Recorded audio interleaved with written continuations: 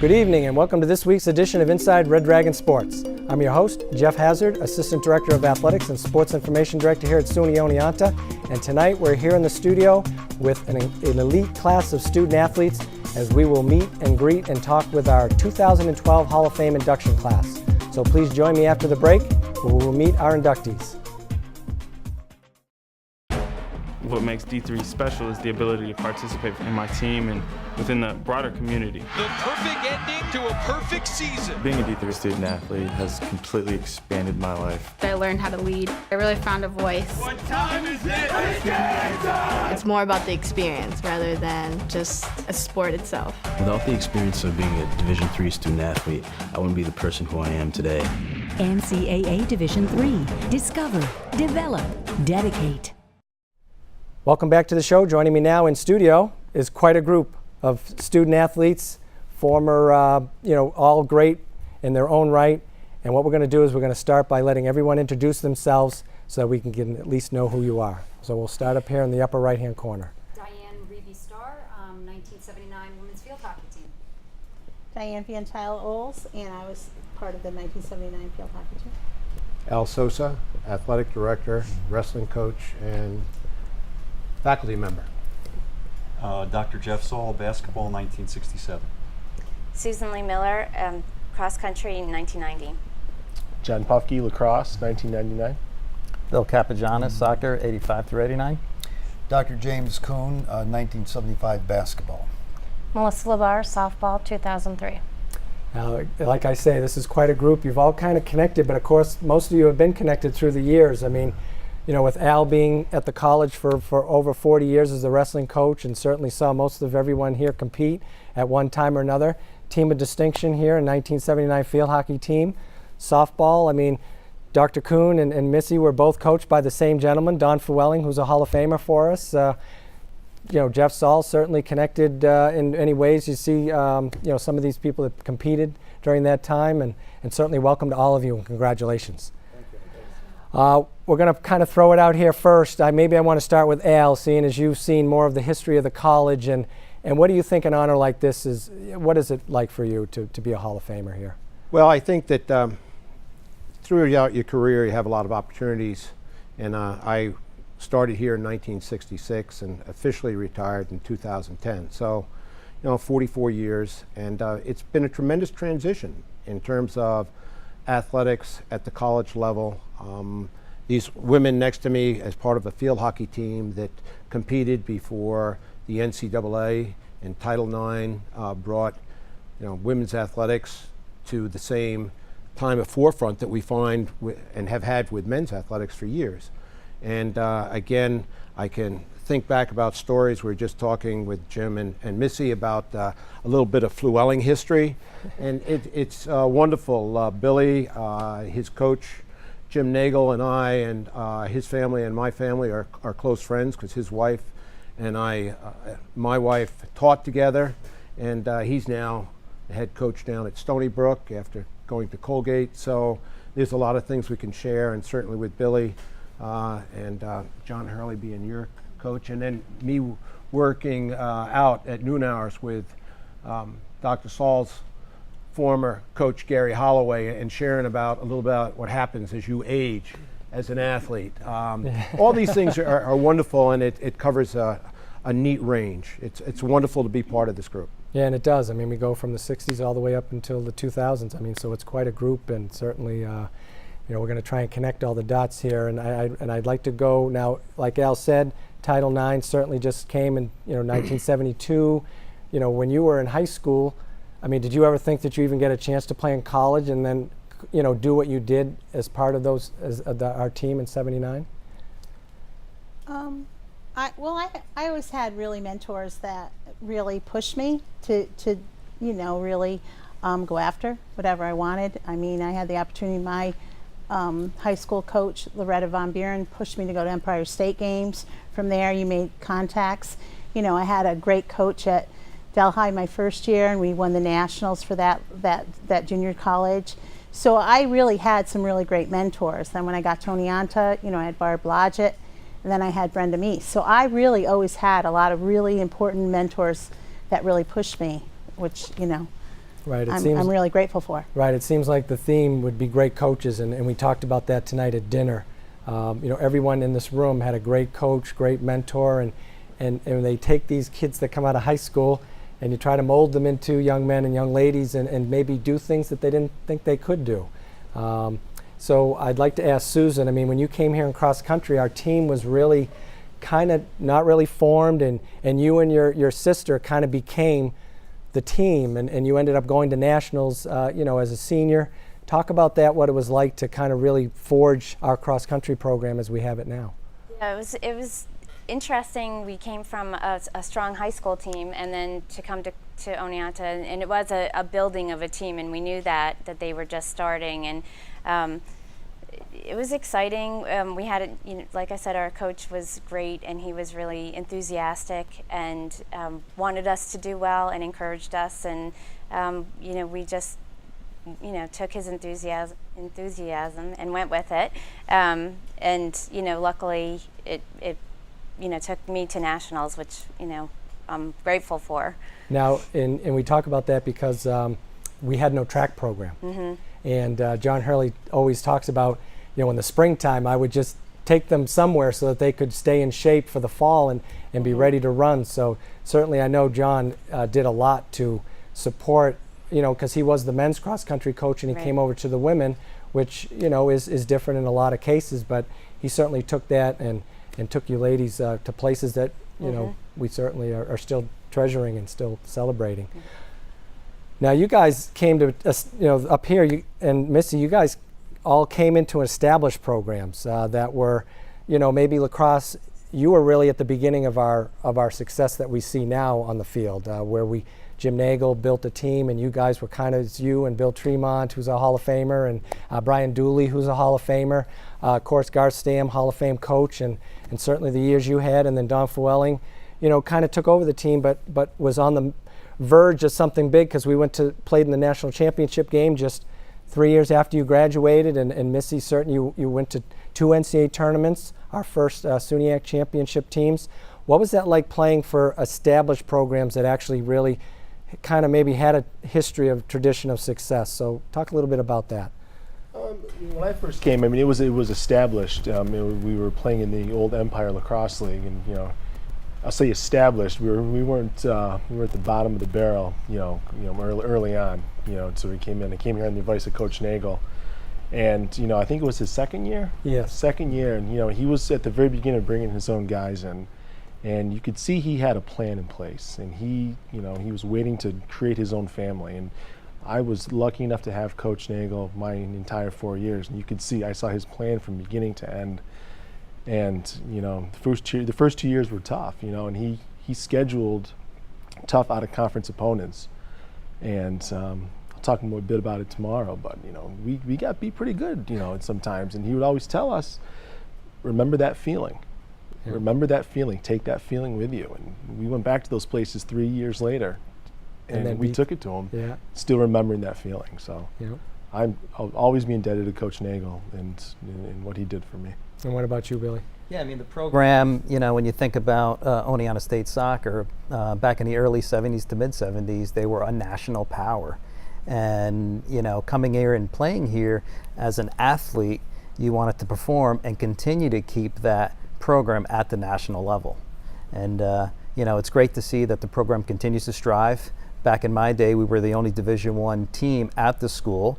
Now the school has moved to the Division III program, and it's great to see those kids continue to succeed. As you said, last year, making it to the Final Four. I remember sitting in my house watching it on my computer and sitting there and watching those student athletes. And it was great, and it was, I felt a part of that team, even though it was 20 years after I left the school. So it's about continuing. You'll always be a Red Dragon. You'll always be part of Oneonta, and continue to support the teams. And we're seeing great success here, and we continue to see success. And as you come back and take a look at these facilities, they're amazing. We didn't have these facilities, and quite frankly, I think a lot of us are probably jealous because of that. But it's great. I think you need these facilities today to get those type of athletes to continue to compete and be a national power. What about you, Dr. Kuhn? Yeah, I think back in the late 60s, early 70s, soccer was a powerhouse, and wrestling was very strong, swimming was very strong, and Don Flewelling had just actually become head coach, and he came down to recruit me in Binghamton. And we were just talking about this. In fact, I guess I was one of his first recruits. And I didn't know this, he's only 10 years older than I. But I tell you, at those days, I thought he was probably about 40 years older, the way he treated us. And it's interesting that he kind of, at the end of his coaching career in softball, and he began. But I think Don was building a program. Don Flewelling was here, he was passionate. He came to every one of my games. I remember him playing a game at Oneonta on Saturday night, getting in his car, driving to New York City, sleeping in the car, meeting a recruit at Burger King in his red blazer and his white lettering, and just simply going out and really promoting his program. He's always very proud of what he wore. And it was that pride, I think, that Don instilled in all of his players that allowed us to go out in life and be proud of everything we did. And I think that's the background that we probably all got here from our coaches. Right. And this is a very humbling and honorable experience, I think, that we're all going through. And what about you, Missy? When I came in, I thought Flew was a little crazy. I think we all did. But he brought in 7 freshmen in 1 year, because that was the end of the program before us. And he gave us the reins and let us run. And by the end of it, he ended up going to the Elite 8 of the NCAAs. So right. Definitely knew what he was doing as a coach. Now, he never had a losing season in softball, which is pretty amazing when you think about it. No, he never did. And we played a great schedule. And the SUNY, I mean, we were, people knew who we were when we showed up on the field. Yeah, he would schedule like Bucknell, Colgate for us, teams that Division I teams that we would go out and we could beat them. Yeah. So it was kind of a boost for us knowing that we could do that. Yeah. Now, Dr. Saul, your experience as a student athlete certainly carried over to your professional life, and you're a quite accomplished medical professional. And why don't you just tell us a little bit about some of the things that you've done and how Oneonta formed kind of a foundation for you and some of the things that you've been able to do. Super Bowl champion. Yeah. Well, starting out with Oneonta in the 60s was a very special place, and I'm proud to see what it's developed into now so many years later. It was an honor and a pleasure to play basketball for Doc Holloway. He wasn't Gary Holloway back then, we all called him Doc. Yeah. And clearly we were student athletes. We weren't athletes first, we were students first. And our goal in playing sports was to enrich our lives and improve ourselves. And Doc was very much that man to help young men become strong, and we learned an awful lot from those experiences. And there's no question that those experiences molded my life and taught me many great life's lessons. And as we all know, sports is a tremendous metaphor for life and the things we have to accomplish later. And learning about hard work and learning about perseverance and learning about what it takes to win.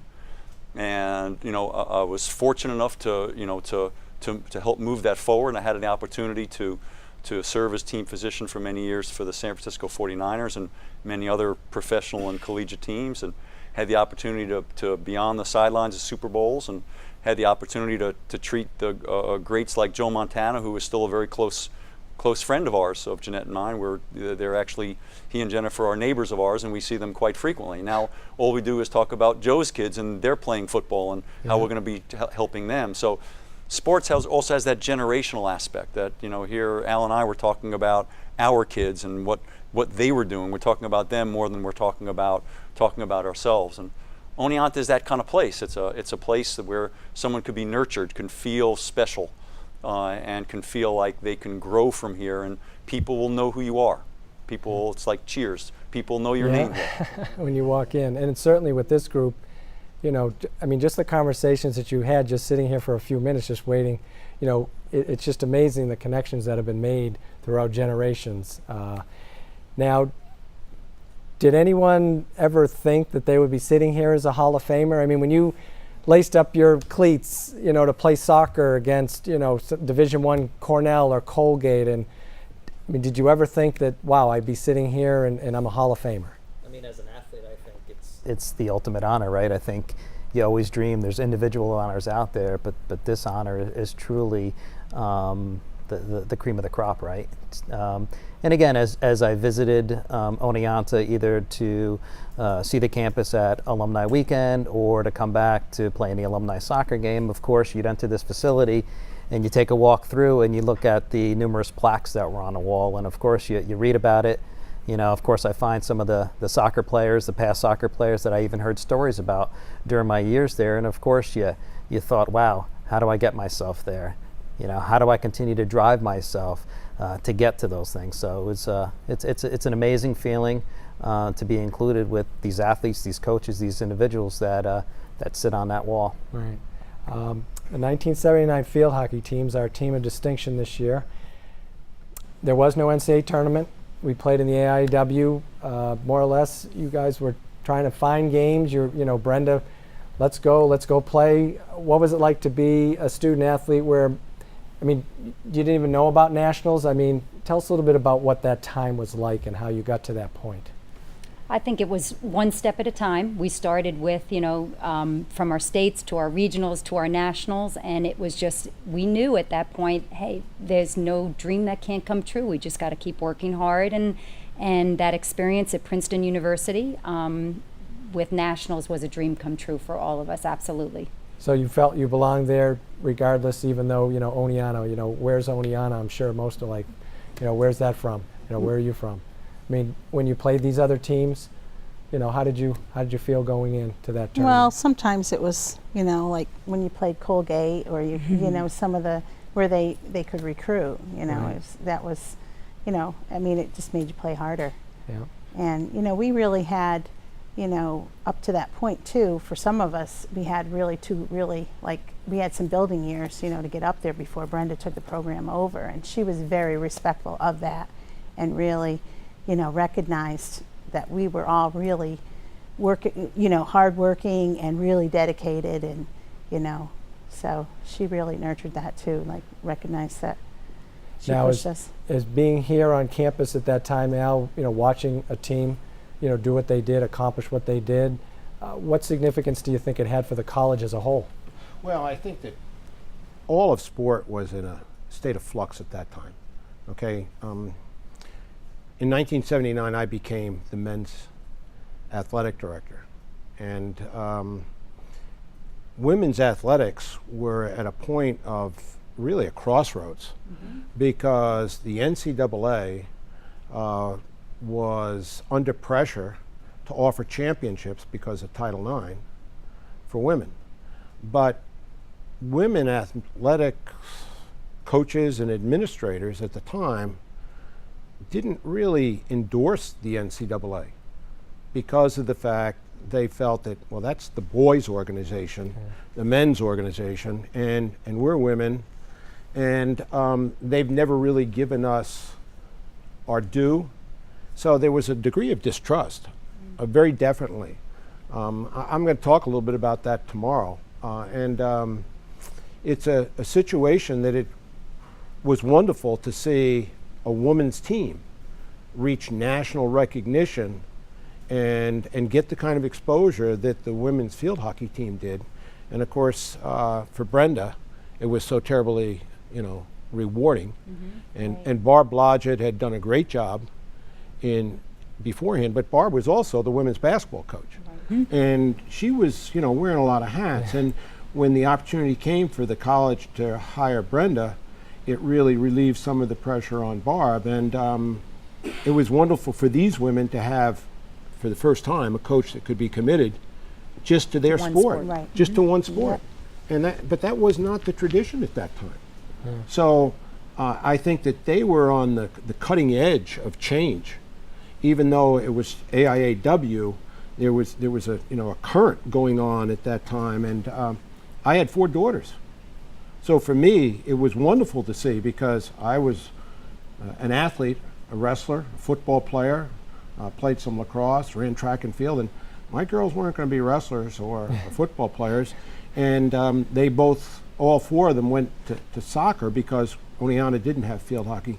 But women couldn't even find posters of women athletes to put up, in their dorm rooms and things like that, because, it just was not what we have today. And so to have you women back and to see some of the things that are going on, as well as to remind us of the history and the change that you were so much a part of, is a wonderful thing. Yeah. Now, Sue, and do you think that you've benefited from what they kind of set the stage for? I mean, you're our first individual competitor at a national championship event. I mean, do you think that some of the things that these ladies did paved the way for athletes that came after them? Oh, I'm sure. Yes. Oh, absolutely.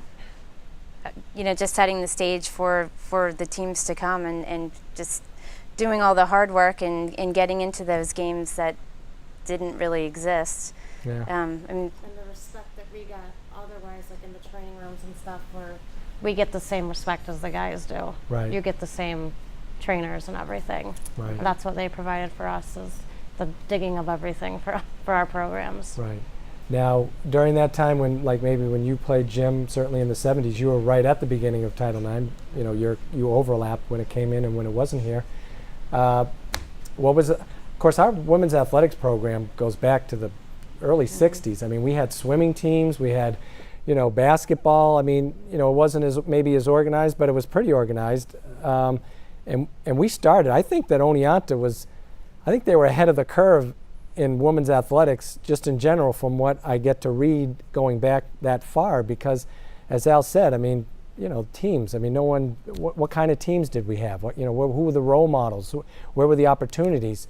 So, I mean, certainly, you know, for you, Jim, being a male athlete, I mean, what was it like for you to watch our female athletes compete?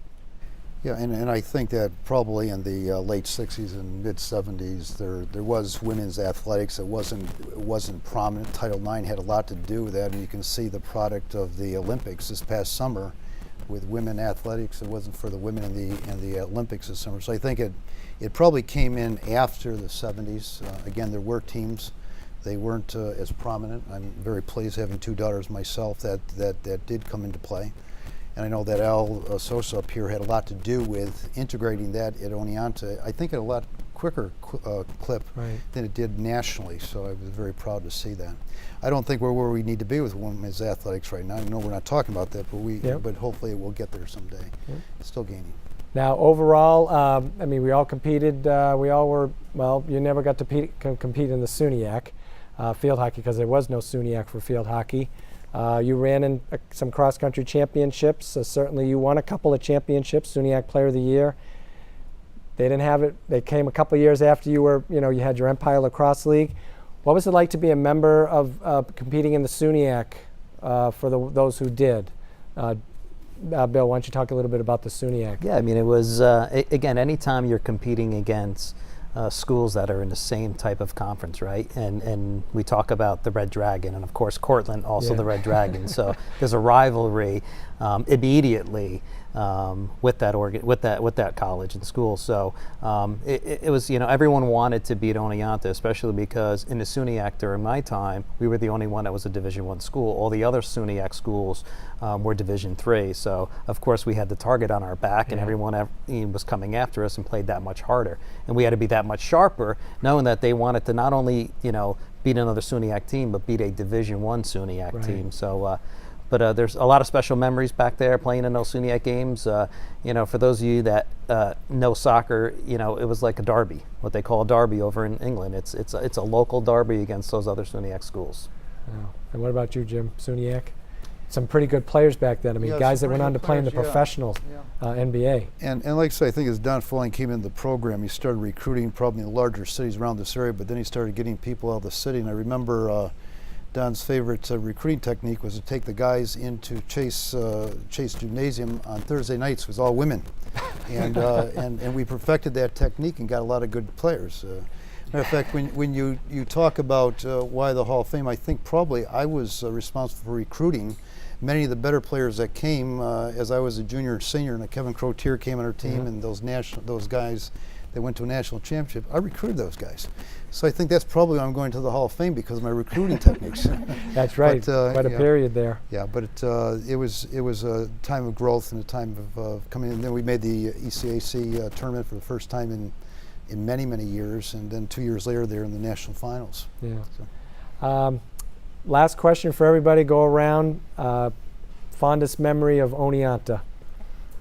For me, cherished friends that I got to reconnect with this evening, which was wonderful. Yep. Yeah, probably same with me, and to see Brenda again. Yeah, Yeah, we haven't Brenda. seen her in a long time. Yeah, coming in from, I mean, she's still coaching. Yeah. I mean, Amazing. still mentoring young women to Yep. be the best they can be. That was, I'm so excited she came tonight. Yep. So, I'm proud to be part of this distinguished group, not only this class, but all the other athletes and coaches that are up there on that wall at Hall of Fame. And the fond memories of all the wrestlers. I have one of my former wrestlers sitting right over there, Tommy Cimetti, who was part of a very special team, and that camaraderie that you have with your athletes and with the other coaches, and what athletics has meant to your life. It forces you to reflect. It's pretty exciting. yeah. What about you, Jeff? I cherish the nurturing environment of Oneonta and how it helped develop a comfort zone for us as students and student athletes to allow us to move on and move to better places in our lives. And it's a very special place in that regard, and that's will always be in my heart. What about you, Sue? It's just it was a great starting place. I mean, I still run. You know, one of the things I learned was to make sure it's fun, and it's still fun for me. So I really, you know, cherish those years, and just, you know, reminiscing tonight was fun as well. Yeah. What about you, John? For sure, the bonds with your teammates, being together, the same, you know, guys, 4 years was phenomenal. Yeah. Billy? I would second that. It's my teammates. You know, when you come out of high school and move to the college level, you're still a fairly young individual, and you need people to lean on. You know, your parents aren't there for you. You know, so you need those people to lean on, and our teammates, you know, here at Oneonta for me were those people that I could always lean on, count on, and I always knew they had my back. So it's definitely our team and the folks that were in that program. Yeah. I echo the word team. The early 70s was a time in history. We had the Vietnam War, we had civil unrest, the curve of the civil rights movements, and there was a lot of tension at Oneonta in those days. There was protests and various things of that nature, people walking through campus, and we really felt as a team that if we played well, if we worked hard on the court, we could make it better. We could bring people together. Black and white didn't really matter, that we were a team, and we could really make, in our own small way, something a little bit better for society and for our campus. And I remember that as a team. We talked about that. It wasn't something that was unintentional. It was very intentional on a part of this team. So I remember that whole concept of team and our purpose and what we're trying to achieve. And what about you, Missy? Trusting people, because when you come in as a freshman, at least when you have your team, you know there's 12 other people there that you can trust for the 4 years that you're going to be in school, and that you can trust them for the years after that as well. All right. Well, I certainly again want to echo on behalf of the Hall of Fame committee, which I am proud and honored to be the chair of, and certainly every year we, you know, you don't think, oh, you won't find any better athletes, you know, we put them in already, but I tell you, every year it just gets better and better, and certainly congratulations to everyone. Well deserved, and we will certainly enjoy a great day inducting you and listening to all the things you have to say. Certainly tonight I'm happy to be, that you shared with us some of the memories that you have of being a student athlete at SUNY Oneonta, and so congratulations, and thank you for coming tonight. Thank you, Jeff. All right, and I'd like to thank all of our guests tonight for coming down and sharing their moments with us, and we'd like to remind you that you can continue to follow our athletic teams on www.oneontaathletics.com. Thank you very much, and we'll see you next time on Inside Red Dragon Sports.